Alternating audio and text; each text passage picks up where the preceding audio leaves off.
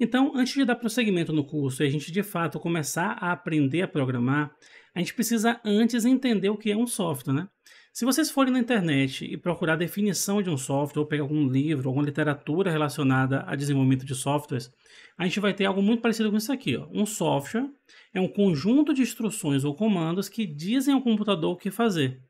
E isso é uma maneira realmente muito simplificada de explicar o que um software faz. Se a gente parar para pensar, a gente tem softwares que executam as mais variadas atividades no nosso dia a dia. A gente tem como exemplo aqui o Google Chrome, que é um navegador de internet, assim como o Safari, assim como o Firefox. A gente tem a Steam, que é como se fosse uma loja de aplicativos, né? Uma loja de jogos.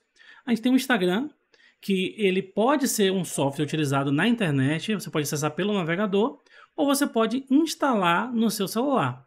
A gente também tem o Spotify, que é muito parecido, né? Ele também pode ser utilizado pela internet, diretamente ali pelo navegador, ou você pode instalar o aplicativo do Spotify, tanto no seu celular quanto no seu computador. A gente tem aqui um outro exemplo que é o interpretador Python. A gente aprendeu no vídeo de como configurar um ambiente, né? Como instalar esse software, né? E como deixar ele disponível para a gente poder utilizar. E por fim a gente tem aqui o Windows, que assim como o Linux, o macOS, é um sistema operacional. Uma coisa interessante aqui é que se você parar para analisar, o Chrome ele é um software que depende de um outro software. Ou seja, se a gente não tiver um sistema operacional no computador, a gente não vai conseguir utilizar esse navegador.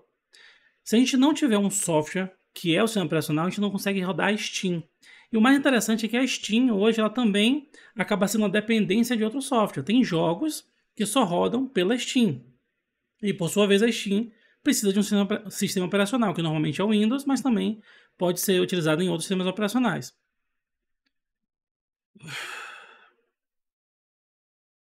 Então, voltando aqui, a gente tem também as etapas de funcionamento de um software. Basicamente, são 3 etapas. A gente tem a entrada de dados, que é quando o usuário interage de alguma forma. Ou seja, você está jogando um jogo, você pode apertar um botão. Você está mandando uma mensagem, você pode digitar alguma coisa. Você pode acionar a câmera do seu celular. Então, tudo isso é entradas, ou seja, são ações que o usuário faz, ou melhor, são dados que a partir de uma ação do usuário é enviado para o software, né? Então isso aqui vem do meio externo e vai para o meio interno, que é o software propriamente dito. Após a chegada desses dados, a gente pode fazer um processamento. Como, por exemplo, no caso do jogo, se você apertar um botão para acelerar, o carro pode pegar a velocidade que ele está e aumentar. Ele pode executar uma animação do pneu girando. Tem uma série de coisas que podem ser executadas, tudo isso é um processamento. E a saída é de fato o que vai ser devolvido para o usuário novamente.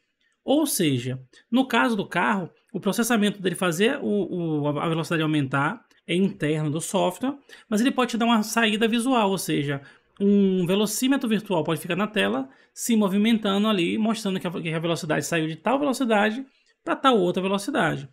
Um outro exemplo que a gente tem aqui é a própria calculadora do Windows. Você pode ter ali as entradas de dados, você pode botar lá, por exemplo, 1 mais 1. Quando você apertar o sinal de igual, ele vai fazer um processamento interno, que nesse caso é o cálculo matemático, e a saída vai ser o valor calculado já impresso na tela. Um outro exemplo é o próprio Spotify. A gente pode ter uma lista de músicas, a gente vai lá, clica em cima da música que a gente quer, clica no botão de play. Nesse momento, o software do Spotify ele vai se conectar com o servidor, vai baixar essa música para o seu computador, obviamente de uma maneira meio que escondida ali, né? Não fica explícito para você, mas ele baixa essa música para você e executa. E a saída desse processamento é o envio do áudio para os alto-falantes.